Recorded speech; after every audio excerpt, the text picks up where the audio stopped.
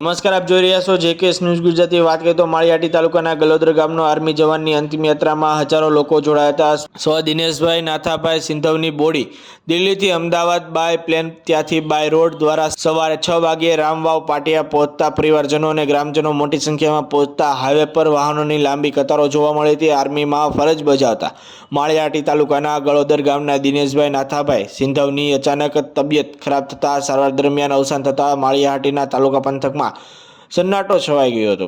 ગલોદર જેવા નાના ગામના આર્મી જવાનનું મૃત્યુ થતાં માળિયાટી તાલુકાના પંથકમાં શોકની લાગણી વ્યાપી હતી।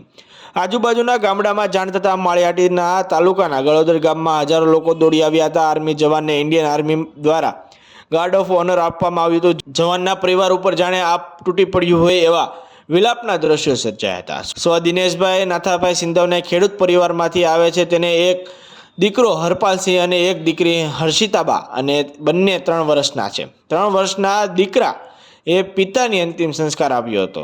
અંતિમ યાત્રામાં હજારોની જનમેદની વચ્ચે ગાર્ડ ઓફ ઓનરથી આર્મી જવાનને સન્માન આપવામાં આવ્યું હતું। આ અંતિમ યાત્રામાં માળિયાટીના પીએસઆઈ પીકી ગઢવી સહિત પોલીસ સ્ટાફ, રાજકીય આગેવાનો, સામાજિક સંસ્થાના આગેવાનો, હાટી ક્ષત્રિય સમાજના આગેવાનો અને નવયુવાનો જોડાયા હતા। જેકેએસ ન્યૂઝ સાથે પ્રતાપ સિસોદિયા, માળિયા હાટીના।